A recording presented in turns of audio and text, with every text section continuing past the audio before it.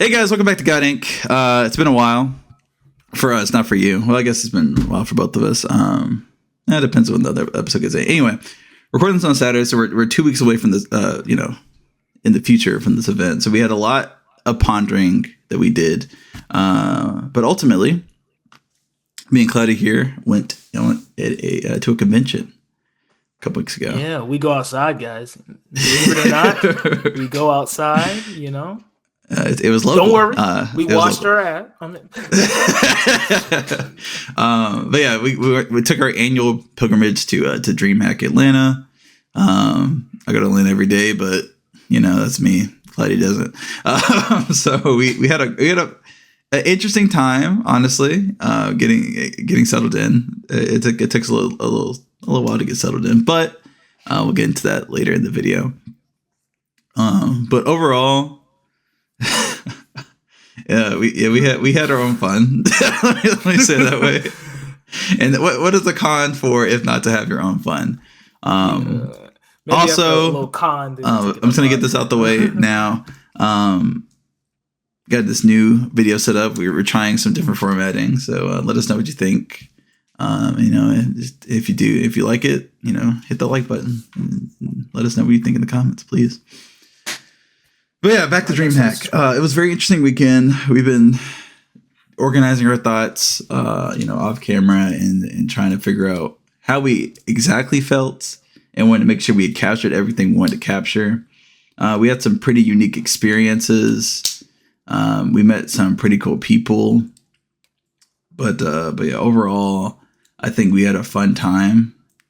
There was a little bit of miscommunications. There was a little bit of like things up in the air. But overall, we had a good time. I got to make a little Lego controller for free. We got to add to the Fortnite wall. I don't know if you guys saw that. We saw a lot of kick streamers, that's not talk about a positive or a negative, but it's a thing that happens. So let's get into it. We have a few prescribed ways we want to approach this. So we got some highlights and some lowlights.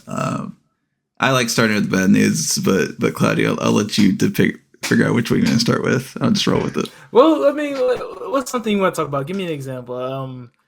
Just like the experience being there. I guess I did get there first, so I can talk about like just my initial thoughts. So I've been to DreamHack the past, I guess past 3 years. And back in the 2022 DreamHack, my first time ever going, it was pretty fairly sizable. And regardless of all the stuff that was going on in the side events, the main things that attracted me was the artist alley being specifically gaming related. But I always felt like they could do more with the gaming relation at that time with PC parts and things like that. But the artist alley was great back in 2022. I'm sorry. And I remember that Circle K was the MVP because if you needed something on your stomach, you could just go to Circle K. They had snacks there, drinks there for free. And if you didn't want to get that, go to Monster booth. They got Monster's been there all 3 years, so shout out to Monster for being consistent. But Monster booth always was there to be a dependable thing to get on as well.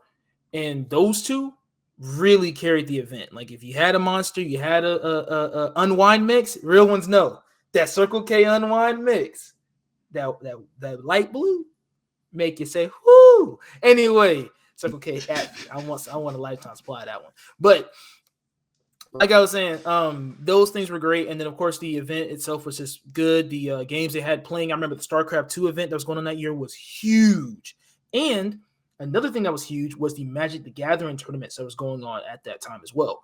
Major part of the convention. They had it kind of blocked off because they were stinking.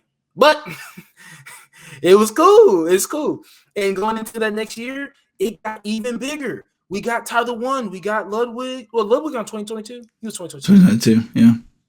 He was in a box. But we got Tyler 1. We got Tyler 1, and we got T-Pain in 2023. Magic the Gathering tournament was bigger than ever. They had to expand the tournament up. The fighters game tournaments, they put them upstairs because they had to expand the entire event. more vendors than ever. Didn't have Circle K. I was sad about that. But they had Intel come in, actually selling and giving away PC parts and stuff like that. The Artist Alley had people who were selling cases and things like that. So you could really make a computer at DreamHack, which is kind of, I feel like, the major selling point if you weren't bringing your console there. I mean, your PC there. Okay, I get it. You can just go to have fun and watch the tournaments and stuff like that. But listen, if you was a Joe Schmo and you was like, man, should I get a computer? This event should be the one that I feel like it should be. Hey, now are you going to get scammed? Probably. But you can make your computer. You can get yourself a nice design case or have someone design it, and you can get your Intel parts, and you could just literally make your PC last year. You pretty much could. And you couldn't do that this year from my understanding. They also had Star Citizen on a very Intel was high. there. They were, but it wasn't the same. Star Citizen? They had a Star Citizen gameplay thing going on. And Kickstarter people know what I'm talking about, but it was a very beautiful. What about for the Joe Schmoes in the crowd? I ain't say the booth was crowded, but like you can go and play it. They had battle. Do you have like a little like synopsis, maybe? Oh, I mean, all right. It's like I didn't really play it that much. It's like a space game. It's one of those games where you're like a first person guy. You can go around your ship and fly your ship into combat, but you also have like a ship type of combat type of thing. And the main selling point to me was how good it looked on the Intel computers. So it's like, hey, it ran buttery smooth and it looked very, very good. So it's like, hey, don't you want to buy an Intel part? We got Intel parts right here, man. You want to get the card? Too bad Intel is dying. Say what you want about Intel. Just having the ability of having that there was great. Tournaments, awesome as well. They had the same tournaments, if not more tournaments. More people showed up, more interesting than ever.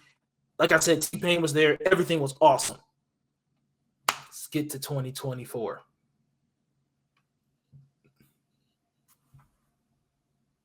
Down the toilet. Not going to lie. I'm going to be very blunt. You know, if you a watcher of the channel, I don't pull the punches when it counts. It was booty butt this year. I'm not going to lie. Less than half, like I'd say like 1/4 the attendance. This boy Doc looking at me, hey man, is it everyone here? I'm like, no, they're gonna show up, man. Trust, you remember it always gets busy. Day one, I was like, oh, where's everybody at? I knew it from right there. It's gonna be day dead. Two was dead. Day two was day one. Day 3 at 6 p.m. Day 2 at its peak was day 3 at 6 p.m. when they were closing everything down on 2023. That's how nobody's there. No cool tournament. Like what? We had the Call of Duty mobile tournament. That was crazy. They dedicated a whole area. They dedicated 2 stages worth of stuff for Call of Duty. If you want to know the scale of how they scale back the event, just do me a favor and go open up another browser. Click up here. Open your browser. Type in DreamHack Atlanta 2023 map, and then type in DreamHack Atlanta 2024 map. The difference alone will tell you how much they had to cut that budget. I mean, hopefully our editor just like puts 2 maps. Awesome if you guys put that. But what we heard was the Magic the Gathering tournament. They weren't having it this year. I don't know the specifics about that. I should have looked it up. I apologize for that. But it was their version of BCS wasn't going to be there. It was a different venue. I'm not sure why they chose not. And to BCS is the regionals. It's like a large regional tournament. Yeah, it's a regional tournament. Yeah, but it's in Vanguard, which we'll talk about later. But that has nothing to do with this right now. So you have that big gaping hole, like just when you remove those Magic the Gathering players. Granted, they will always put them in like the back of the venue, and you put them in the corner. Think about all those people that are paying to get to the event, paying to play into the event, and then they get knocked out day one and they go to the convention. That's the main selling point of going to this event versus going to, like, let's say a DLC, a Lorcana DLC. If I go to a Lorcana DLC and I bomb out the first day, why don't I just go home? Like, you can play the other to side get Cinderella. Playing you side can events. You can play the side events and do your little hey. If you're a real competitive player, I get it where you're like, man, it's whatever. But so it's the maximize. You get the Cinderella because it's shiny and this is, At the Dreamhack, you get to go and experience the event. And then on top of that, it had free food and free beverages, which is really nice when you're at a card game tournament where you're like, man, I didn't practicing all night. I didn't have time to get breakfast. Get yourself a damn unwind mix and a monster and get in that fucking seat 1, bracket 1, bro. Get on that table. You better know your combos. And that's what it is. Well, there's that. But there's also like, I mean, there's like arcade cabs, there's like dance machines. I mean, yeah, there's things to do outside of the tournament. I'm just saying, like, for the people who are in that tournament. Well, I'm saying, like, if you could still play casual. Yeah, you're right. You can still do casual gameplay. You can still do other things outside of that at DreamHack. And make friends. I'm just saying, like the specifics of that tournament, if you were trying to min-max your time and you didn't have time to eat in your tournament, there was access to food and beverage there at the venue, which not a lot of things have that for free. Now, like I said, if you get knocked out early on, you can then go, like you said, go to the cabs. There's plenty they had retro consoles out. They had like N64s, like NESs, GameCubes, Wii U, Xbox 360, like PlayStation 4s. They had all of that out there for display and for you to play on. They had the arcade cabs. They had the dance machines. They had all these stuff that you could do. Big bring your own computer LAN station, free play LAN station they had for setups. Many different games had their stuff going on. Indie stuff, Artist Alley stuff. They tried to do that this year in 2024. It just wasn't the same. It was less on everything. Artist Alley was less. Indie games were less. Like I said, the games that we were watching competitively, granted, we had Counter-Strike and we still had the Fighters, but the Fighters was in like a box. They didn't have any Smash this year because Nintendo, they tripping. What do you mean? Do you not see the 3-day Mario Kart 8 tournament? The Mario Kart tournament, my fault. On all 3 days? On all 3 days. 3 different tournaments? And Overcooked 2. Don't forget Overcooked 2. Yeah, don't forget to bring your partner. Overcooked 2. Because I was getting those alerts every hour time. on hour. I was like, okay, I was like, yep. Don't forget to come to Overcooked, guys. Overcooked, come on, Overcooked, guys. Guys, Brendan Lee Mulligan, come on, guys. He's finally here, guys. He's finally here. Come on. But anyway, yeah, like it was like Call of Duty Mobile was like a big selling point, which I'm not gonna hate on the game. It has actually some pretty good graphics for mobile games and stuff like that. But the amount of space and stuff they had, you could have put a whole nother game there, but they didn't have it. They didn't have the Valorant tournaments. They didn't have the StarCraft tournaments. They didn't have the big oomph this year. So all the tournaments were, people were watching the Counter-Strike, and I think that was pretty much it. Like a couple people watching Call of Duty Mobile, and I don't even remember the other games that was up there. If there was any other games. Yeah, and then you go over to the fighting game stage, and it's like, all right, one day for this, one day for this. Block, and they were tournaments are finishing the day. It just felt very lackluster. It didn't have no whoa. I remember being there. We heard one time 2022 back in DreamHack 2022, watching Hotashi come back from losers at Guilty Gear Strive was epic. Was some of the most fun I ever had watching a tournament. Got to be there right with this guy, and we got to sit there and laugh it up, crack it up. We even talked to Otachi before. He was like, yeah, I ate breakfast. It's going to be a good day today. And he went in there with intentions. But that boy MFCR was he's a great player. But yeah. this year. He was a local, right? He was like Southeast region based. I think he's from Florida. Oh, Florida. Okay. I mean, Florida. He represented his. We claim some of the Floridians. It's not all. It's convenient to us, I claim Punk, but yeah, I claim Punk. We met Punk this time, but we got to talk to Hitachi. We got they got to actually interact with them multiple days. It just was a lot of people, and it was. And if he wasn't there for 2023, unfortunately, but it was even bigger. We had all the killers out there. Like I said, it was. Punk showed up last year. It was Poke Chop, Bill, Kevin, Idom. Umi Show was there. And like I said, Otashi was there. Other, I Am Red, all these other people, all these people. Now, no, they don't. It's a card game channel. That's fair. Anyway, all these top fighting game people, these are irrelevant, but they're top fighting game people. They ain't really show up this year. Like, don't get me wrong, Punk, Idom, Dual Kevin, they showed up. Noah the Prodigy showed up for Street Fighter, but the tournament wasn't hype. We watched the grand finals. Punk molly-whopped Noah the Prodigy, like the project. Yeah. double perfect, clapped them up, and it was all fundamentals and footsies, and everyone's just like, woo. But you didn't feel the fire. As soon as he got the last kill and he put his headset off, the area cleared out. Like 90% of the people left the venue. Not even like, not just, oh, we're going to look at something. The venue. I remember watching the Guilty Gear Strive tournament and everything was shutting off in the entire, like, RH Alley being cleared out, food people being cleared out. They were cutting off all the parts of the place, and we're still watching the fighting game tournament because it was lasting that long and it was so epic. Everything wrapped up like at 6 of the dot.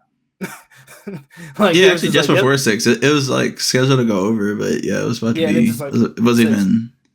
We had time to go back to this other tournament that we can talk about in a little bit, but yeah, it was. Yeah. Honestly. Yeah, very, very lackluster in that point. I came back. I was like, wow. Like last year, I was like, oh, I missed it. I need to go next year. I made sure I put it on my calendar. I made sure we got tickets. And I was like, okay, I want to go this year. And we're gonna be good to go. The miscommunication happened between me and Cloudy because he thought I was gonna take off work, but I didn't have any PTO. It was like a whole thing, so he just went without me. He missed the entirety of day one because he didn't get there till everything was closing. And I was like, it's not his fault. It's not his fault. Because why is everything closing at 6? 6. When the event goes to like late night. Also, I was like, oh, I don't have to worry about this. I can just come after work because a lot of people do that. And I see why no one showed up day one. The app was acting weird, and we didn't figure out until the day of that we had to actually reinstall it. It was an interesting time. So we're trying to schedule. We're trying to get things ahead of time, but we couldn't because we were being drip fed information. It just felt weird. And then the other glaring negativity was Kick. Sorry, I have, it's these Kick streamers. You saw what happened at TwitchCon. I don't know if you're online. You saw what happened at TwitchCon. They're Kick streamers. I didn't feel safe around that booth, and they're right when you walked in. They had some streamers, some high known Kick streamers walking around. There was a whole dedicated area for people just streaming in the middle of the convention, which was there in the past, but it felt like it didn't feel like, I don't know. It was in the middle. It wasn't like interface. It was like off to the side in previous years. And this time it was like it had a 360, like a perimeter of streaming, and then in the middle was a creator hub. But before that was like behind curtains. Players that were like past a certain stage in these gaming competitions also went back there. So it was just like a multi-use space of just like, VIP-ish people, trader type people. We didn't have that this time. And it felt like this is obstructing a lot of the convention. And it was just there. It took up a lot of space. Granted, what else were they going to do with the space, given how they organized everything else? I don't know, but it could have been anything. It could have been better. But I like I said, like I was saying, I think they lost the contract with Magic for this year to have them host the tournament. You guys don't understand how hard that hit. That hit more than we realized. But yeah, we were talking to one of the judges, and he was like, "Yeah, this is why." But next year we're looking, and I'm like, we'll see, man. I don't got my ear out because I love Dreamhack. I'm a big Dreamhack fan. Come every we do that instead of Momo, and we don't go to. Look, guys, I even made this color in the color scheme of Dreamhack. I like Dreamhack a lot. No, it was really bad this year, and I'll tell you how bad it was. Since we're a card game channel, you guys can come and see all that stuff. Let's talk about the card game area. There's no smog. I didn't smell no sweat, no balls, no booty, none of that. And I was immediately concerned. There was nobody there. Magic the Gathering tournament giving out 1K, 8 people showing up, 10, 12 people showing up. Like, hey, we all getting a split, like at top 8 split. What? I don't know how they got that many. They're doing a Lorcana 1K. We get there. It's for some tokens, some quest tokens. What are we going to do with the quest token? Let's guys, all right. These quest tokens. we gotta run around this whole event for some quest tokens. Let's say I only want to play Lorcana and get the quest tokens because I love Lorcana and I want to get some Lorcana stuff. Let's see what I can purchase with my quest tokens. I won a tournament. I got what was it? 18 quest tokens? 18 quest tokens. I go to shop. I got my tokens. I can get I think I have some. You hold right here. 2, 4, 6, 8, 10, 12, 14, 16, 18. I can get 9 packs of either set 3, set 4, or set 5. I'm going home. That's what I'm doing. I'm not. I don't want no Inklands right now. What am I doing with my 55th McDuck Manor? I couldn't find it. What am I going to do? I get an Ursula just so I can get brawled? I can't wait.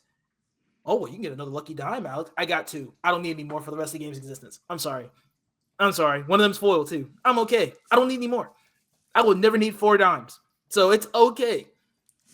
Oh, well, just get your Ursula return for a Diablo. That's it.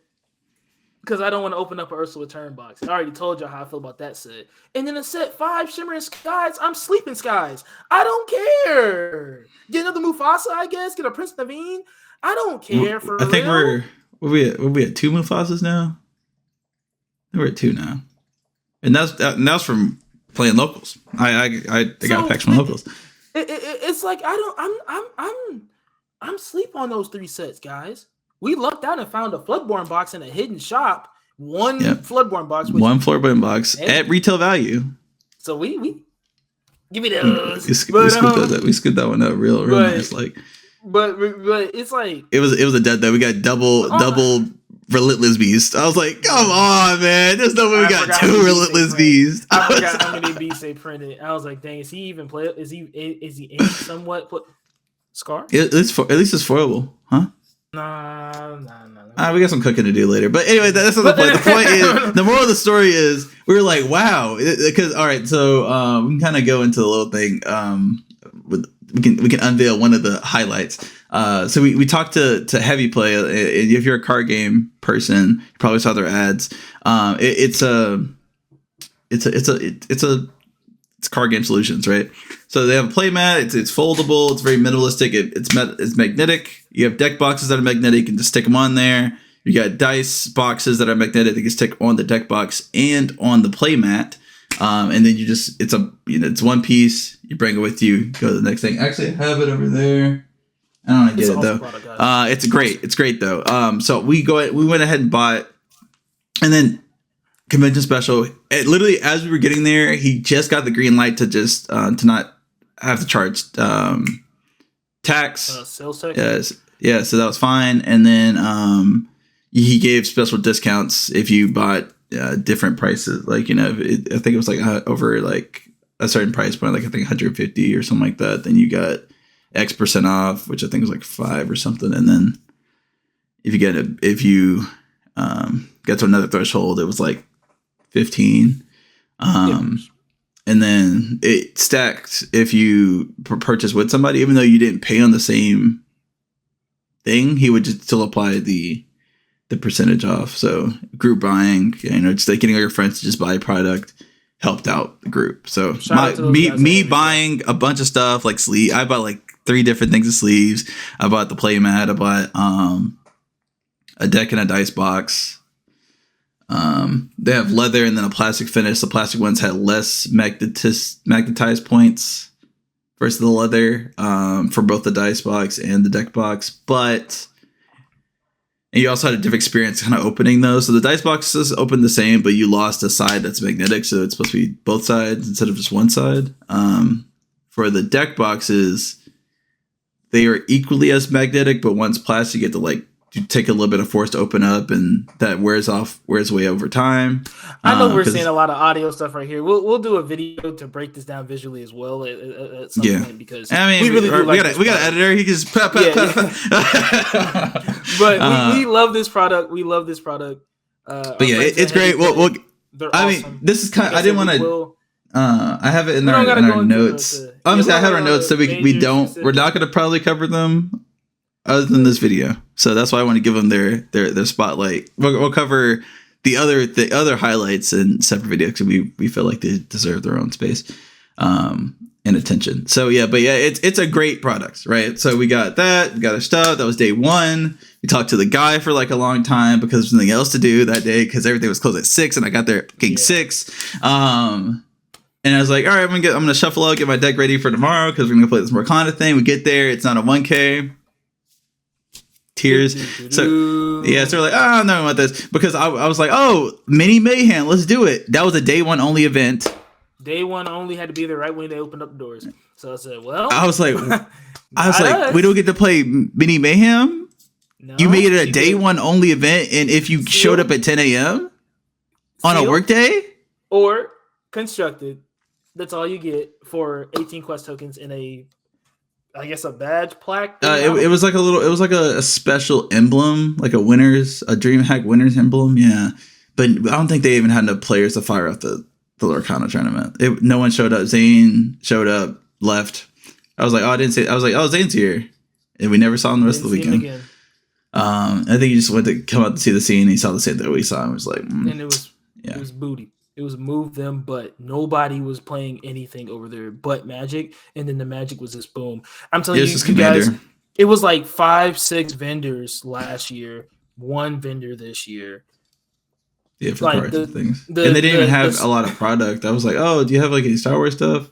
Had the set 2 child decks. Yeah, we got starter decks. Yeah. But yeah, some starter decks. You want to play Mando?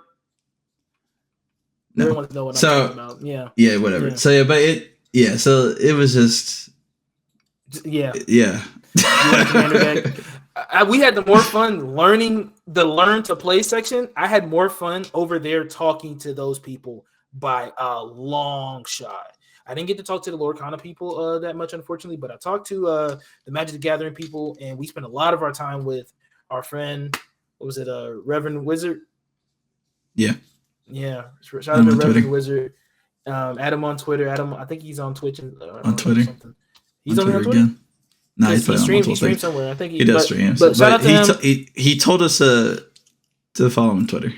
He breathed life into me, man. The moment I met him on the first day and I learned how to play Flesh and Blood with him. He was great. You know, I got the promo, got the deck or whatever. It's a great time spending with him. He was really fun to talk to.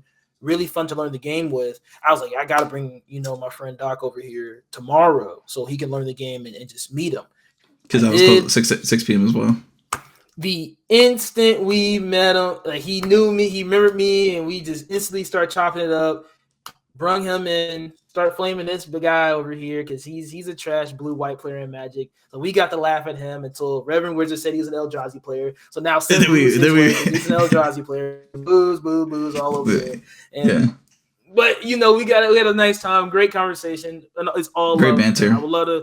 I'd love to hopefully meet him again or go to his shops, and have some fun over at where he plays at, because he's a great guy. Like I said, once again, follow him on Twitter, follow him on all those other social media, stuff like that. He's a fantastic individual. Learn how to play Flesh and Blood, taught me very well. We had a great time and entertaining just experience. And I wish he was able to play Commander with him. I think he went and played Commander with Dr. Lupo. So shout out to him, man. I wish we could have played Commander with him that day, but we had other things scheduled. We didn't. I didn't even have my deck. Yeah, but we had to go to the United game. So United. That boy Tyler Wolf. That boy Jamal. Hey, man. He became a United fan that day. It was fun. We had a great time. That was a fun time. That was my first game too. Retroactive, I was worried like, maybe he's not gonna want to go because we're gonna be so busy at the event, because that's how it's been in the last few years. As soon as Friday hit, I was like, oh, I'm glad. I'm glad I booked these tickets in for us to come. Awesome. I'm so happy we get to go and get a. And it was walking distance from the venue. It was just like, yes. Yeah, it was. Yes, had the brewski beers with the boys. Yeah, so there's those things. But overall, I'm just gonna get all the lowlights out of the way that I had in my notes. The event schedule was trash. The setup was trash. The card game scene was abysmal, and we didn't want to go there. But that's pretty much it. I mean, it was just not fun to do the things that they designed for us to do. It was everything less. and the stuff they had there just felt like a shell of itself. Yeah. And it's And we're like, like, listen, wow, guys, now it's looking like the going to third MomoCon, set. man. Yeah, it's looking like the third set, and I hope we It's don't get a fourth looking set. like the third I hope we set. don't get a fourth set, bro. Because if we get that Ursula return next year, you will see me at MomoCon with a smile on my face. I don't care. Well, the prank is we go to MomoCon and Dragon Con for free because we do some work with a marketing agency every once in a while for like movies. So like usually I can like kind of slither my way in that way. I got to connect on Dragon Con now, so maybe you'll see us there as in a booth. Maybe, I don't know. We'll see. But yeah, that's pretty much the only negative things.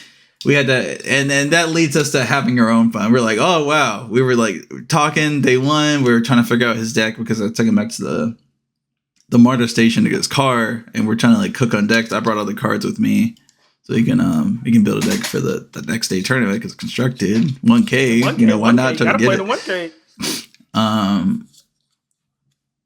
And yeah, and so like day two, as soon as he was like, oh, it's not a 1K. Immediately we're like, oh, let's go somewhere else. We're not doing this. Actually, I think I'm hungry. Yeah, I'm hungry. Yeah.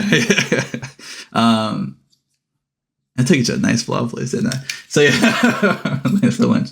But yeah, it's so that goes into the things we actually did.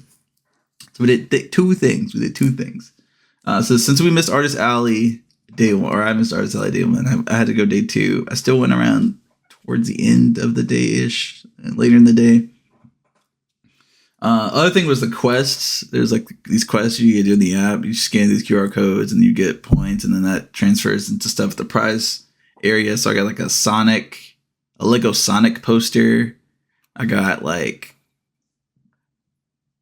more tokens that we were trying to save up, but I lost them before we went day 3. So I don't know where they are right now. But I got, we had all these stockpile tokens. We got to 18 tokens, which was hilarious. Without even playing the event, we were like trying to do the quest. I was like, as soon as I went to the event and I was like, oh, where are my tokens at? We were like, guess the tokens are done. But yeah, we got like stuff like that. We got a little pin that said like hydrate and stuff like that, which is cool. But yeah, that was our main thing. I was like, okay, I need to go to Artist Alley, see what we were talking about. The quest took us over there naturally while I was trying to do the quest, so that was convenient. But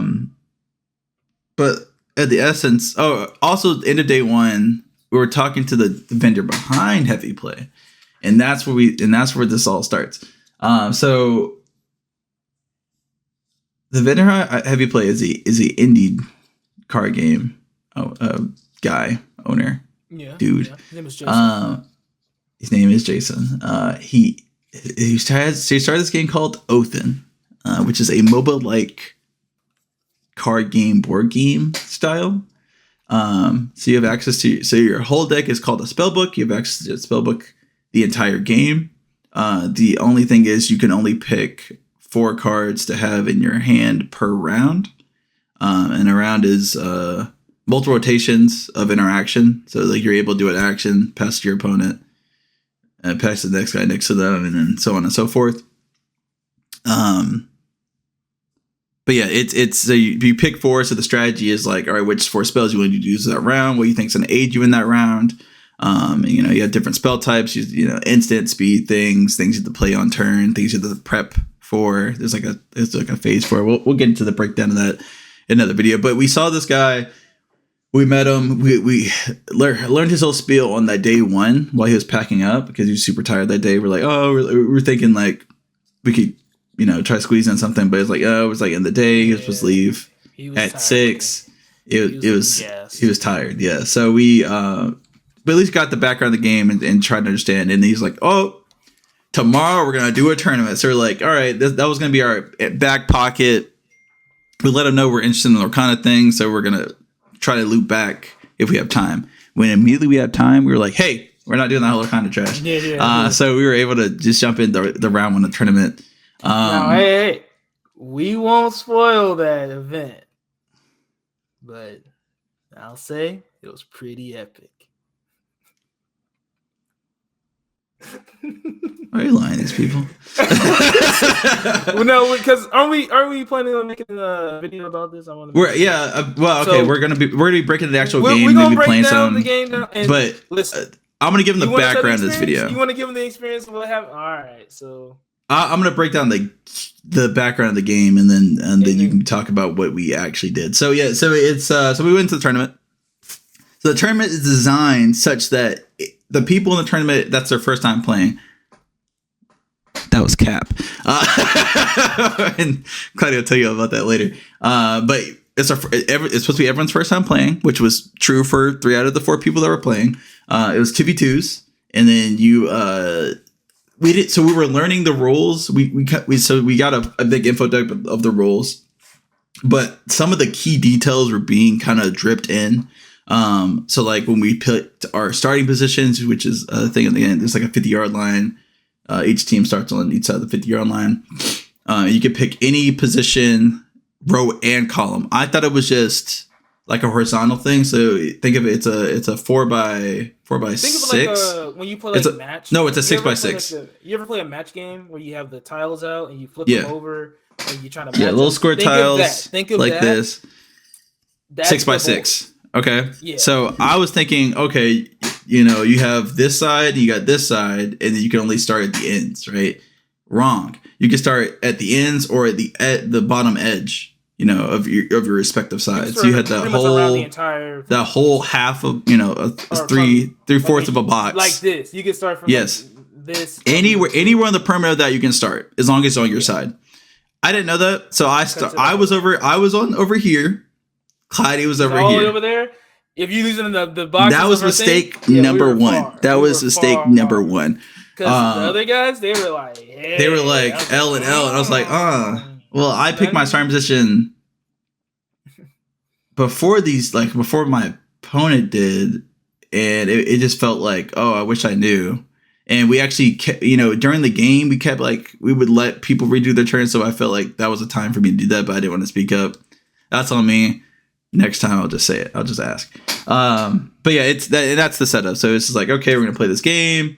We know how to play the time. We were able to ask questions. We were able to ask the dev questions, and then also offer up our suggestions how to go for it after we finish playing our match.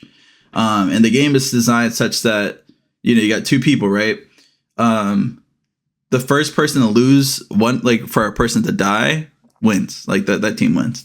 So we're like, they just have to kill one of us. So if you focus somebody, if you're able to focus, which is very easy with the way that we spread ourselves out. Yeah, that was strategy, and the opponents really picked up, which kudos to them. They were cool guys.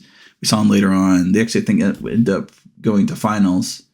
I'm not sure if they won. They didn't post those results. I'm looking at Discord right now, which will be in the description. We're gonna link all the things that we have in the description, either the link tree or the actual Discord. But yeah,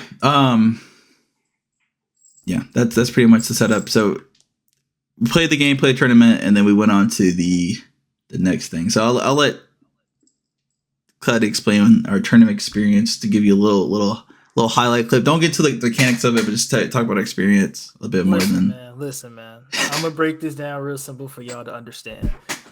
We are new players, sat down at the table. In fact, I don't even think we're sat down yet. Jason hands us the deck of all the heroes. All the heroes. Strike one. Now, I'm looking through. Oh, dang, what should we do, man? He's looking through. And I forgot the name of your character. What was the name of your character again? It was the time. It was like time something. Time. Let's say it was time winder. That sounds a little bit more right. I'll look it up while you go. Something involving time, because hint, the doctor. He may love a little bit of time shenanigans. If you guys watch the show Doctor Who, so time bender. Yeah, there we go. So instantly he chose I really want to do that. I really want to go for that, which is perfectly fine. And that's a damage character, but it's like playing Shaco in League. It's like, yeah, you're getting damage, but it's not consistent. It's like you got to Jimmy rig it, set it up, hey, and get your damage. Which I told Cloudy, I said, hey, I don't think this guy actually does damage. So you're gonna have to pick someone that can. All right. He did mention that. I will acknowledge he did mention that. I thought the game was going to have more damage across the board, and I thought the damage characters were going to be just high damage. No, you only have like 5 health per character. So if you're a regular character. It came to the time to play. I still was looking around, and I kind of felt a little pressure to pick a character. It's whatever. I just picked the top character on 1,000. All right, shield bearer, right? Or is it Valkyrie? It's called Valkyrie? Yeah. Okay. I picked Valkyrie, which is they're just I guess it's not a swording board, but it's basically a swording board where you got your shield and you have a spear. And it's like, you either use the spear to attack or you use the shield to block. That's great. I didn't know that the character was only going to have 2 attacks in their entire deck, and one of them being situational that you had to hold the spear. So if I attack 2 times in a turn or 1 turn and then another turn, going back to the cooldown scenario, that's all my attacks. They're on cooldown. So I can't attack for 3-4 turns at a time. So it left him to do all the damage, which was just a bad team synergy. Can't blame anybody. It would have worked. It would have worked. If we moved closer, though. If we had it closer. We weren't closer. We weren't close enough. We weren't close. And I should have said, so, hey, I didn't know that. Can we repick the positions? Interestingly enough, when we I ended up we all drew a card, and it was like whoever had the Arena Master got to go first. I got the Arena Master, so we got to go first. I had to pick my character first. So, like I said, I was like, oh, whatever. I'll just pick Valkyrie. She looks cool. I'm going to pick her. It goes around to the other guy across from me, and he says, I know exactly what I want to play. Wait, what'd you say? Run that back. I know exactly who I want to play. Now, if keen listeners would have known that this is a new player tournament where you don't know what is going on for real. Diddly. So I don't know what character. I didn't know what the character just automatically go to. Now I will give Jason credit. He did say whatever character archetype you are looking for is typically in the game. And this. But he also said that this is the stack we're going to be using for the tournament. He gave us a stack, right? So he said, "I'm only going to let us use this character for the tournament." So I'm like, "Oh, maybe he removed characters that wouldn't be good for the tournament." That's what we thought. He shuffled through the entire stack. It said, "Hey, I don't see my character. Hey, Jason, where's the paladin? Oh, dang, we left that out the deck. Me and Doc ain't never see the paladin. I didn't know the paladin was a character. I didn't know that guy existed post me picking the character. And, I'll acknowledge that, hey, if I had access to the paladin in my thing, there's a world where I actually would have picked it because I would have thought like, hey, it seems like the best of both worlds of a healer in a tank. So then he goes to his teammate. They pick Shaman. I believe they kind of knew that they wanted to play that too, but I will. They didn't know. The guys, it was like he was just like, oh, I think you'll like this. I think you'll like this one. Yeah, I think you'll like this, and he figured it out because he wasn't really like a strong card game guy, which we could tell, and that's why I said 3 out of the 4 people didn't know what was going on. And then we got all the characters. So now I didn't know the paladin character existed. That kind of had me like, dang, especially the way the guy got the paladin. I was like, dang, man, he kind of just reached outside of the deck, and I didn't know this existed, which I don't mind it. If I knew this existed and you got it, great, but I didn't know it existed. And it turns out the paladin is one of the stronger classes in the game, it seems. From now, granted, Cloudy chose first. So, like, honestly, if we like I said, if we just spoke up a little bit, we would have been like, we could have said, like, hey, can I see the paladin? I didn't know the paladin existed. Maybe I want to play it. Blah blah blah blah blah. Because. But we were trying to be nice guys. Me and Cloud, we try to be nice guys. I'm really not trying to play about because people may say like, "Oh, you guys are just trying to say this was why you lost." Nah, they played it better. We, of course, very very unlucky that when we started and we was able to use a move, we both had landed on this. Go back to the matching type of thing I was saying. So when you play the game of match, you have to pick a tile and flip it over. Well, when you move on each tile, you have to flip it over when you move onto it.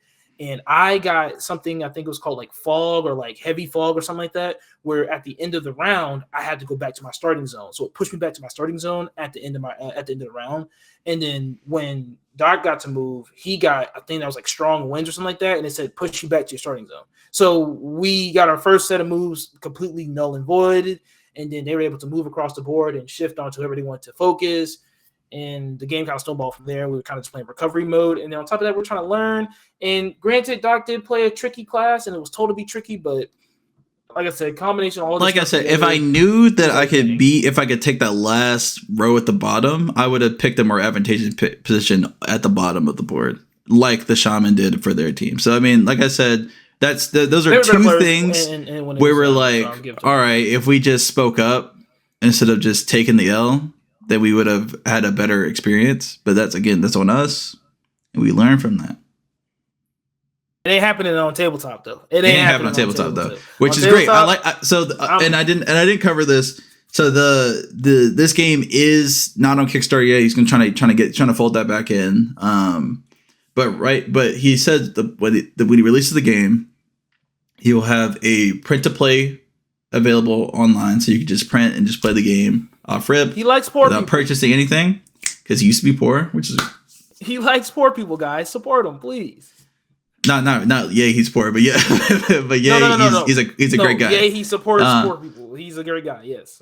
And then right now the game is available on Tabletop Simulator, and that's actually where the tournament is going to finish out because they didn't have enough time during the event, which makes sense. They didn't give him a whole spin. Whack. So those are two things. So when the game does eventually come out, we're gonna obviously play it. But yeah, we're in the Discord. We're gonna invite you guys to make sure you guys can join that community. I'm gonna tell my locals because they have like a pretty big tabletop scene. I feel like they would gain from this. And then the way the expansion artwork is they're gonna have an initial set which comes with a starter set of characters that are gonna get released, and then he's gonna release out blocks of expansions at a time. And that's just once like I said, once you have a character and then a spell book that goes to that character, we didn't have access to that until we picked our characters in the game. But in a traditional game, you would know what's in your spell book before you even start the match. So that's why you know what characters you want, where you want to start, things like that. And yeah, I mean that's pretty much it. So that was the other set of thing. We could see the characters, but we couldn't see what spells they had access to. And so that's why Claudia was like, I'm gonna pick the top character because it should just be fine. You're just like, man, I don't know what the game is. And I picked Time Builder, and off the description Time Builder, I could tell it didn't do as much damage, and it was kind of tricky. He knew. And it was more of like a support / like I'm gonna do other things and actually like play the game. Yeah, like it was like a tricky. Yeah, it was like a tricky. Yeah. And granted, I'll say that the Valkyrie did say it was advertised to go to flow between offense and defense. So I was like, okay. It's going to have a decent offense and a decent defense, but it's really just more of a defensive class. I'm just be real. It's really just like a tried and true tank with 2 damaging spells, and that hindered our damage pretty significantly when you have a character that can heal and shield, and just had like access to multiple negates at any moment in time. And it was like, this is okay. All right, it's pretty cool. And then having lower movement. And having, a person who could set up like, totems that were pretty difficult to deal with when you only have 1 damaging attack and it's at a certain range. And so it's like, you got to spend your whole 4 cooldown attack just to get rid of a totem. So it's like, but like I said, run that back on tabletop. Let me know my character. I got something for you. Don't worry. I want that lick back for real. Because they weren't better. They just had everything was in their favor. They weren't better. So it's okay though. I'll take that on the chin. But other than that, great game by Jason. Him and I believe that was his partner. I don't know. Yeah, I think it was his wife. They were great, wonderful to talk to, very helpful. We got a picture. Hopefully we'll put that picture up on the screen at some point, or we already had. And shout out to them.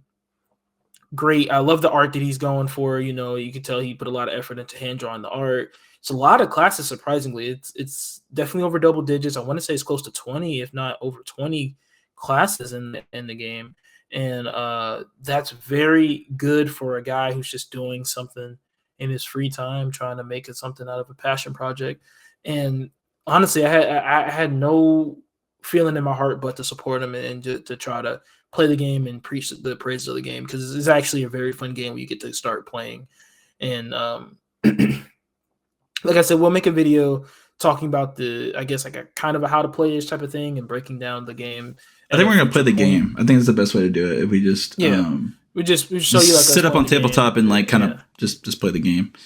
Just play some things while we go. So yeah, but that's pretty much what happened. That we got knocked out. I died. It was me. It was on me, guys. Very unfortunate. So yeah. So I mean, it took us a while to get to that loss, but it was just like it was a slow burn. It was a slow loss. They were 5-heading me. They were baiting my burst. If you're a Guilty Gear player, so I had like some mechanics that let me like kind of zip around the board after I put some preset, things. I had like a range and I could preset things. Spots in time. Yeah, points in time and kind of revisit this point in time. Using using both a normal action and like what they call it, blitz. What do they call those? Blitz action, yeah. Blitz Flash? Action, yeah. No, it's not. Blitz. It was Blitz. It was Blitz action. Oh, I know it's in the game, but it wasn't in Magic or Arcana. No, not Arcana. What's it in Magic? Flash. Yeah, Flash, but like, what's the spell thing? Instance. It was the instant side thing. Yeah. So yeah, that's Othin. Othin's great. We kept talking to that guy. We got stickers. I got some stickers for free. He's a great guy. And we're in Discord, so I mean, we'll say on Discord. But if you guys join, so after that, I think did we go to Artist Alley after that, or because we were waiting for the other indie game. So I think we went to Artist Alley, and I learned to play Flesh and Blood. We also like explored the net a bit more, just like looked around stuff. I got quests. I will talk about Flesh and Blood for a quick thing. For the little play thing we did for Flesh and Blood. Short, sweet, only played to 5 life. Didn't even finish out 5 life. Shout out to, I think that was a smart decision on Reverend. We did play the 5 life. People. We did play the 5 life, but we didn't finish out the game. I beat you. That's what would have happened if he allowed it to play out, but he prevented it to play out. Now, I killed you though. You mean? No, you didn't. He stopped it before you could play the thing, because he did that against me when I was playing this together. It's like I clearly had a win, but he was like, "All right, we'll stop it."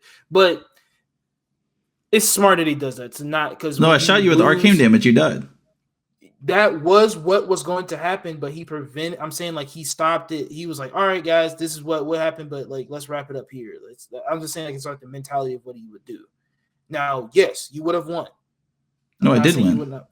You didn't win because he didn't know I had the arcane damage. I was like, what is arcane damage? Yeah, arcane damage. And then he explained it, and I said, I was like, I play it. And then he was like, "Oh yeah, you would win here, but I'm gonna call it here." That's what he said. Yeah, we went to 5. That was our health. We had 5 health. Anyway, you're not understanding what I'm trying to say. Anyway, long story short, great teacher. The game itself, it is interesting to have the armor system where you can play off of using your armor for defense, or I'm guessing it's going to have other intense mechanics like when you have actual cards and actual armors and things like that. Probably gives you, resources or damage or whatever, We played with some basic characters. I played with Terra. I forgot the name of the other thing that was played. But lightning deck. Yeah, like the lightning deck. And they're fun and simple stuff to do. And the go again mechanic is interesting.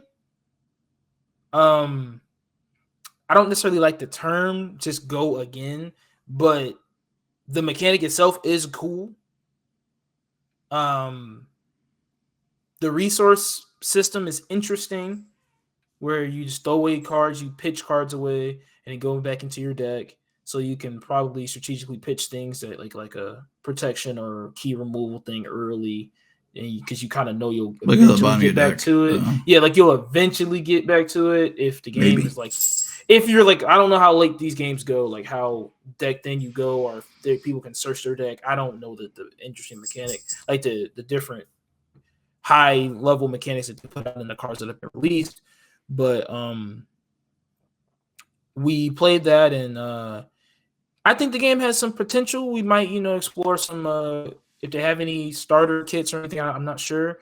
I may try to pick that up at some point, or maybe just go to like an event, like a local, to see what people got. Typically, people are very nice and kind at locals, and they'll let you see the game or try the game out. Maybe give you some cards, something like that. I always recommend, if you're interested in a card game, try to go out to a local, see what the scene's about. They'll typically show you what's going on, and they may even bless you with some cards a lot of the times. I've had that happen a couple times where people have given key cards or like just cards to help you get your collection started, or some fodder cards, just something that you can look at and understand the game, understand the different mechanics that can come in the game.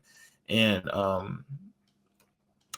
I think Flesh and Blood has some key potential. If you guys recommend Flesh and Blood, please. Yeah, you see, we were playing with 20 live guys. Yeah, that's crazy. Yeah. But this guy does like 10 attack. Oh yeah, this gets kind of cookily. All right, so yeah. If you think we should try Flesh and Blood, put it in the comments below. We might make a little effort to go watch to play it. But yeah, just a little brief time learning it. But back to the indie games. So yeah, after that, we did that.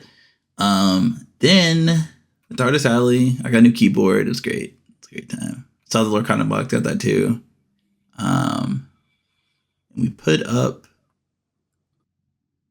before that. I guess before the Artist Alley, I learned how to play the next game we're gonna talk about. Agalaeus. Yeah, Agalaeus. Yeah, Agalaeus. Yeah, Agalaeus. Really good game. It's a cool little game. So you have like little characters. So you have you start with a X by X board. And depending another grid-based board. Another grid. You start with like a surrounding border grid, and then you put your characters along the bottom to start the game. So the way we learned it was with 3 characters. All right, and the way the game plays is you get to have half. So whatever number of characters you have, you get to half that number and round up to know that how many moves you have per turn. So with 3 characters, we had two moves per turn of our characters we could control. There's like, and we can get to those details in the video, but we learned how to play this game. It was like a knock out the enemy team type game. So each of the little animal characters did different levels of damage, had different defense stats, had different abilities, and we used all of those things to strategically take out the opponent's version of those characters. We will return to this game day 2 because if you do a 6v6, the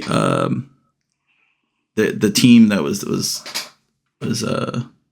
the creators and the hosters of this booth said, all right, if you beat one of us in a 6v6, you get a free sticker. So, or you spin the wheel and that gets you a free sticker. So, which I had, was like, I had to come back with a free sticker. I'm a fiend for stickers. So yeah, so day 1, we learned how to play. I got the basics down. I learned from the creator of the game, actually. And he was a really cool guy. And I learned from Saga. Shout out to Saga. Shout out to Alex. I forgot the other creators' names. I do apologize.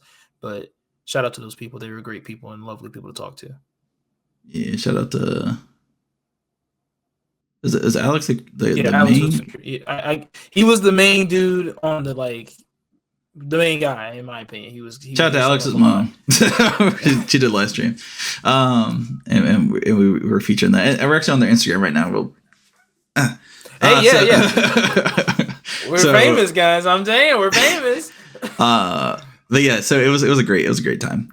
So we learned to play. We left the Artist Alley, got my stuff, went and talked to a cool artist. it was actually something that Clyde was going to be last year. We revisited it. They gave me a sticker version. It was like they had like a TARDIS that they painted. It was 2D. It was a 2D artist. So it was a TARDIS that they had a print for. They were able to. I was like, I don't want to spend anything right now because I knew that the other thing was around the corner. The box around the corner. And they're like, all right. And they dug through the stickers they would give off for free and gave me the TARDIS print as a sticker, which is W. People put them in the description as well, because I think we have a link to their shop because we have all these business cards. And then we go to the United game. Woo, United, and now we're in day 2. Agaleus, again, I guess this grid-based thing. I played 6v6. I whooped this guy. That guy actually taught Cloudy how to play. Yeah, Saga. Listen, I think he's going to these hours, bro. I ain't gonna lie. I think he's maybe, but Alex didn't, because hey, we'll get there. We'll get there. Don't worry about that. We'll get day there. 3, we had another tournament. Lost Lorcana, but gained 2 indie tournaments. So I was feeling myself. I was like, oh, I got my little sticker. And then Alex's mom goes, hey, we're doing the tournament, and the first one to beat. Was it the Grand Fool? Yeah, like the Great. The Great Fool. Yeah, it's like anyway, he was doing good. He was doing like a big Persona thing, but because the company's called Fool's Errand. I didn't realize that. Yeah. Anyway, so the Fool, beat the Fool, win $100. I was like, this is gonna be the crispiest $100 I've ever won in my life. I said on that goes first. I went first. Beat. I remember I was looking at that board and I was sitting there and I was like, we about 15 minutes in, and I looked at that board state and he took out 2 of my characters, and in one turn I was like, the game's actually over. I still had like 3 characters left. I was like, the game's over. And the turn before he lost those 2 characters, I was like, oh, he should have I was like, I could see. I saw the perfect defensive position for him, but he didn't see it. He was too busy trying to get damage on him when he should have took a more defensive route, forced him to come into the corner a bit more, and then capitalize on that. Which again, it's the game, it's strategy. But it really feels like a chess game, to be honest. Yeah, it really felt like a chess game. It is with cards, but that just allows you to pick up and play it anywhere, honestly. And the way the game's going to be designed is you have a deck of characters, and you pick whatever the size of the board is, amount of characters for that rounds. You set them flipped face down on the board when you do your setup. You go you figure out who's first, and then you flip the board and say, all right, these are my characters. And it's like, all right, these are my characters. And they're going to do things with terrain later because, you can't move through certain terrains and things like that inside the actual arena. But around, they had unmovable, can't traverse past the terrain type things around the whole board so you can, see the edges of the world. But yeah, Cloudy, I didn't do so hot. He swapped me up. I can't lie. I think I got like 1 character. He beat me bad. Yeah, you got like 1 character. I got like 2, and got beat up. One of our other local guys played. I don't know how he went. He won't tell us. Probably got beat up too. So I don't know who won the $100. They had like $300 or $400. I don't think a single person in the prize pool. Bro. I think they would have taken a picture of that person. They would have taken a picture of that person and said they did. Yeah, I guess you're right. So I guess they just got some really good marketing. But yeah, we really want to support the game. They have really good art. They have some feature artists. I think I have a picture of that. So hopefully our editor puts it on the screen. They have. Listen, the game has very unique interactions and pieces that the team was able to put into the game. I don't want to spoil what the characters are, but like certain characters that they have very cool designs, or was very thoughtfully designed to where they have their strength and weaknesses, and it's like if the beauty is trying to set up their strengths and to hide their weaknesses in a board that's very, very similar to chess. And just being able to balance that in game and knowing what pieces need to be where and how you want to move things. You can set up beautiful combo plays and completely master, like just dunk on your opponent, take out 3 things in a turn and have your characters moving all around and you feel like the man. but they also happen to you, and you feel like, how was I so stupid to just set this up for him? That's how you feel like every time when you see like a bounce type of play. You're like, man. So it's kind of like Telstones, where it's easy to get into but hard to master. But yeah, and I won't spoil any of the characters you have in the pipeline, but they're looking really cool as well. So keep an eye out for this game, Agalaeus. Follow this game. I know it may seem a little simple. Here's a picture it's again. Something that you can play with young kids. Here's maybe QR code. Yeah, it's something that you can play with some kids. You can play with some adults. You can play with the best minds. You can play with somebody who's just trying to have some fun on the afternoon. It's a very, very fun game, very easy game to get into and understand.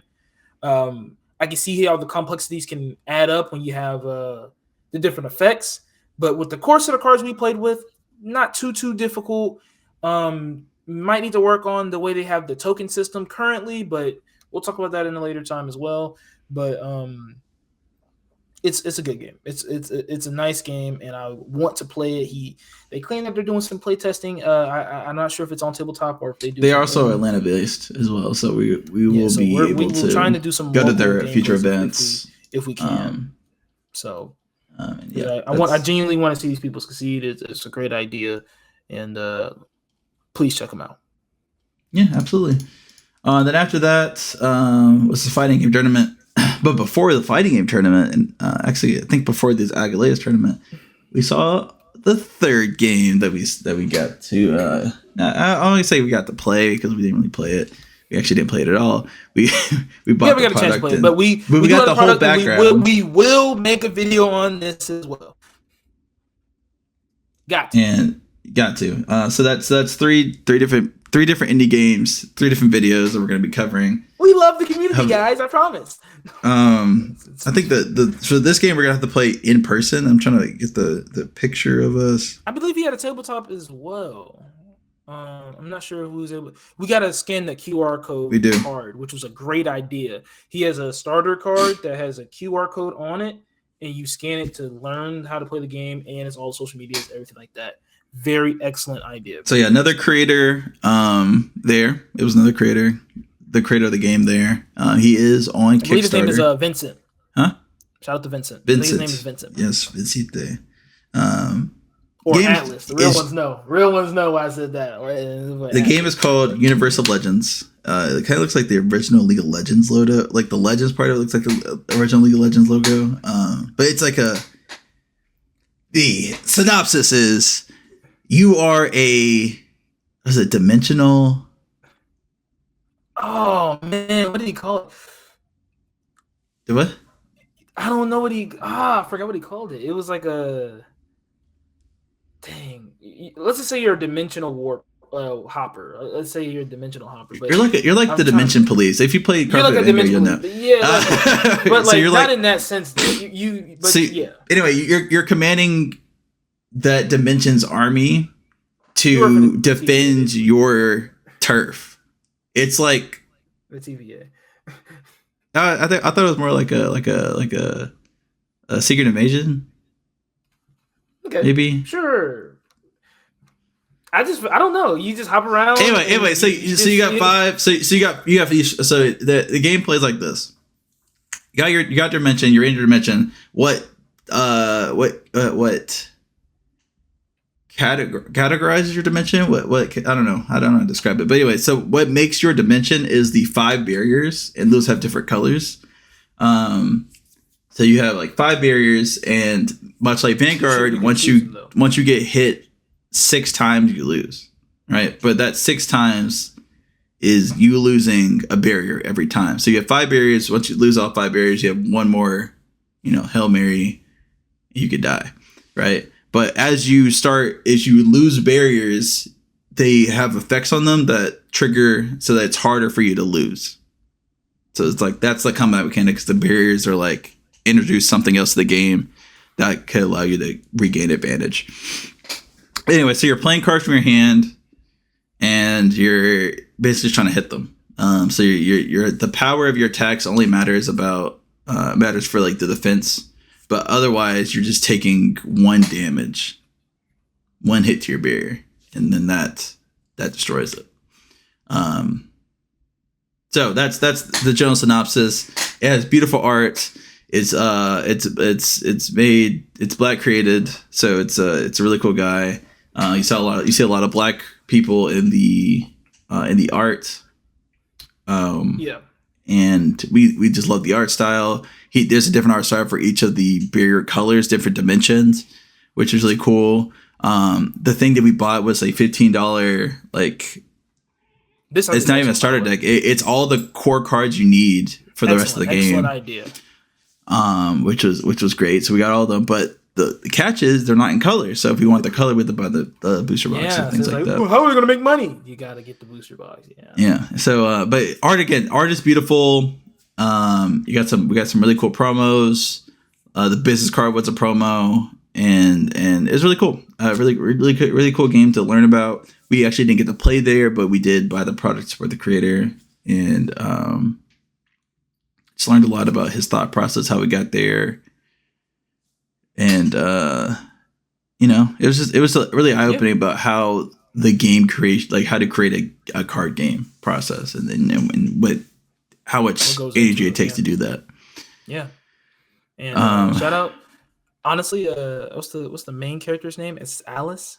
I believe the card was Alice Shattered in Dreams. That's my favorite art. Excellent art. He said he worked personally with an artist who was coming out of college to work through it for a couple years, because it's many different art styles into I ain't gonna say art styles, but it's like different arts into one, because it's the main character art. It's such a great art. I really do want you guys to recommend you guys to check this game out. Hopefully it's here. I don't know. I'm making it do some work right now. We will open this, do an open reveal, and we will try to play the game for you guys on this channel and talk about this game more, because, like I said, we really do want to see all card games succeed, because we love card games. It can be a Disney Lorcana, it could be Vanguard, it could be Star Wars, it could be all the Magic, whatever. At the end of the day, we like the shiny cardboard. That's the real. That's right. We like opening packs. We like figuring things out. We like outsmarting our opponents. Now, some people may say it's a gambling addiction with the pack opening. No, I'm not gambling about these L's I'm giving my opponents. So.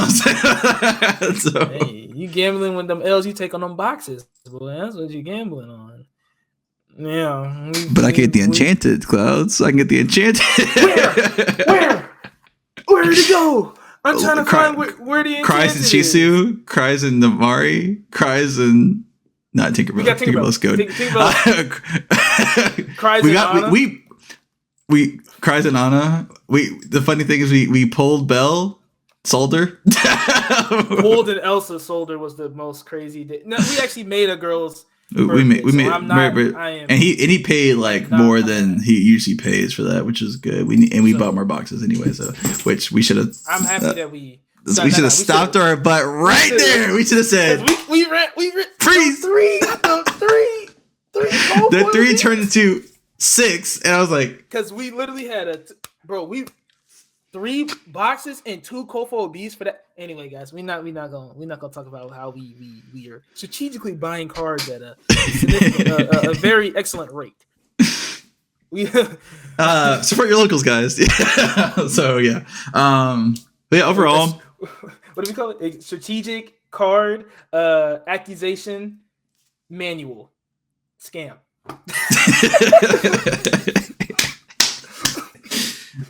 But yeah, overall, really cool games. We're gonna break those out into different videos, so we're not taking up all this time. We're already at an hour 13. But yeah, just let us, if you guys went to DreamHack, let us know what you thought. We thought it was booty butt. We thought it was dream whack, honestly. But we made our own fun. The fun thing was not the events they had set up for us, but just interacting with the people there, getting a more sense of community, et cetera, et cetera, et cetera. Laughing emoji, thumbs up emoji. So yeah, that's that. I just want to go to a few things for the future videos we got lined up. Again, we're gonna be covering all 3 of those games in their own video, in their own detail. Additional to that, we're gonna be revisiting the Star Wars Unlimited stuff. I have a tournament next week at the time of this recording of this video. So I will be there on Wednesday coming up. We're recording this on Saturday, so it's a Wednesday coming up, which is gonna be fun. All my cards came in the mail. I think I had 3 packages. I might have 5. I might have 5 packages. It was like I made a Cad Blue deck. For the people that know, which is that deck. Blue. Oh, all right. So I got 4 out of the 5 packages. So I have one more package coming. I had to pick up the last set of cards from this guy, our locals. But between those 2 things, I want to play. I'm gonna cover that experience after we get through all these card games. Maybe I might stick it in somewhere in between. But I'm gonna talk about my experience, and then we're gonna return to the game. I convinced Cloudy, and we're returning to the game that brought us together. I have zero product. We're returning to the game. I have 0 Card Fight Vanguard, baby. We're going back. We're going back to Overdress. I'm super excited. I understand he has 0 product, but the funny thing is we left, we came back, and the cards that we have are still viable. Cloudy a bit less because I'm running the OG Nirvana. Nobody's running OG Nirvana. You could be the one. You could be the one. If you had oh, he took his headset off.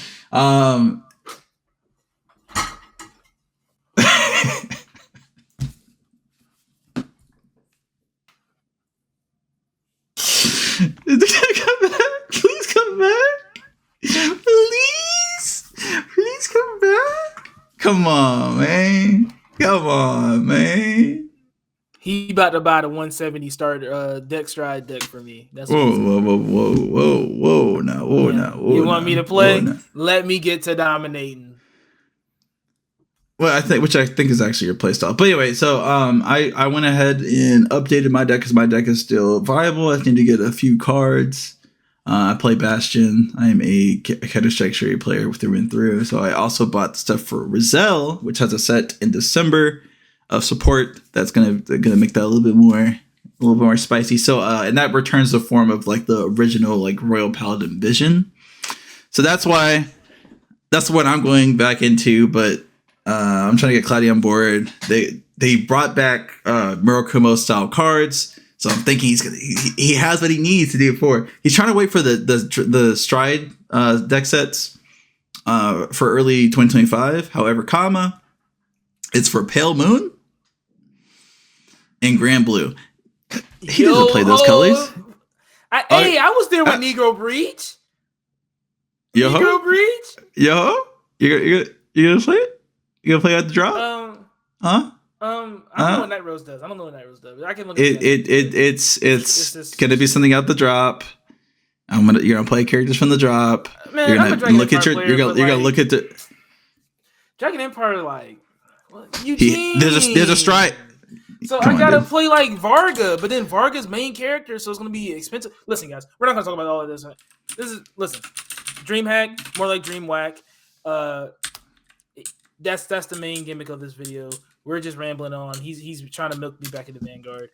We will also go back to the Vanguard. Try to. We're doing this as a long-term video, but we will do this. I'm so serious. We have not forgot about Lord Kana, guys. We still got ink. We still got ink. Well, I mean, all card games has ink if we're playing it, because we play the physical game. You have ink to play the card. That's what we're kind of. So we're guiding games, guys. That's also, I don't know if we covered that, but yeah. So it's so that's the idea. In addition of spanning out. So, but yeah, we are gonna go back to Lorcana. We're trying to get all this stuff pretty much wrapped up by the launch of Azra Sea to see if anything's there. If there's anything there, we'll post about it. Right now, it's move them, but the only thing I could see is good is maybe the Giselle. No. The blue card that says ready chosen item. That's one cost uninkable. Dimer it's inkable. It's inkable. One cost inkable. So one cost inkable.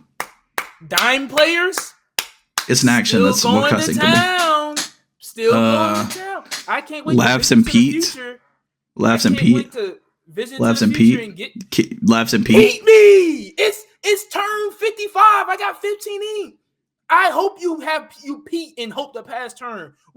You're still. I drugged you out. If you still. And you playing that after Blue I got Steel. the dime out? Blue Steel. Listen, guys. I want to play Blue Steel Jafar Tala. Please. Is it worth it this fast, Blue guys? Steel? Blue Steel? All right, but yeah, seriously though, we are gonna go back to playing some more Arcana 2. We're staying relevant in the game still. It's just again, people are burnt out. Azrai C is Azrai Sleep, but we are watching the card reveals pretty closely to make sure that we're not missing anything now. Listen, guys. Giselle, get a that's new it. Jim Hawkings that's shift 3, uninkable. Oh, he's a 5/5 clutch for 2. That's excellent. Why is he a hero, guys? I thought we talked about this. I like the uninkable Scar. I wish it was inkable though. If it was inkable, I would do it. But it's a 5 cost uninkable. Teeth inhibitions. So let's get Ravensburger. A quest for 3 though. Ravensburger, what are we doing with these deal 1 damage? Like these deal 1 damage to target opponent card. What am I supposed to do with that? It's a pinger, man. You gotta pinger. Get your plasma. It's the plasma blaster. 5 uninkable quest for 2. I guess he trades Maui. And he can sing swords. Who? This new Jim Hawkins. You ain't see the new Jim Hawkins? Oh, I'm not talking about the Jim Hawkins. The Jim Hawkins trash, dude. Don't even. He's a hero. Why is he not a time. pirate, guys? I love Steel, but you're not giving me a reason to play Steel. You're saying rely on set 1, 2, 3. Guys, I got a Pete. Is this Ward? Wait, did we talk about this Goofy? Oh yeah, the Goofy's pretty straight. The Ward gives somebody else Ward. It's pretty straight. He's pretty straight. He's pretty straight. I think he's gives him Ward. Puts him on quest. Gives him Ward like that. Yeah, that's pretty straight. And he quest for 3, right? He goes for 3. Quest for 3. 1/4. He's a 1/4 though. Yeah, he's a 5-drop 1/4. Gets. Now say what we know. Brawled. Shisu'd. Maui. Shisu'd again. Shisu'd again. Yeah, he gets Shisu'd a 3rd time, honestly, because the Shisu could just be at how many cards you have in your hand, and just and it's like I only took 1 damage. Sideways.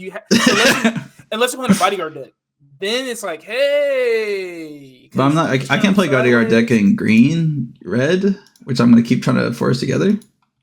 Green Steel, baby. we don't do no green. And then the Hades card, the rare Hades card that quest for 3, 3/4, 6-drop comes out for Be Prepared is the only one that's good. Those are the only aggro deck. Maybe have some fun. Maybe. Well, it's not even. Yeah.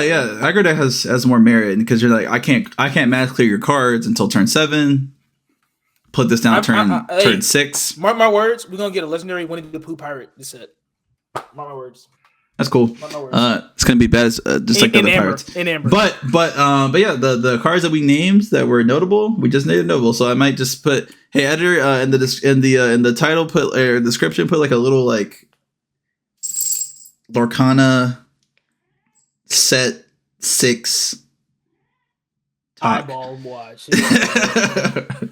Put it somewhere. Put it in small letters. I don't know. Do something. But yeah, this is a Dreamhack video. I just want to kind of forecast what we're going to be talking about next, since we have that planned. It's a little, we're mixing up a little bit, getting a little bit more organized down here. We got a better setup, more streamlined. So just again, let us know what you feel about it. Like, comment, subscribe. Dislike it if you dislike it. We just want interaction. I almost did the Mood Heart outro, but yeah. This has been God Inc. Do you got ink? Gotta keep it real. All right, see you. All right, guys. See you guys next time.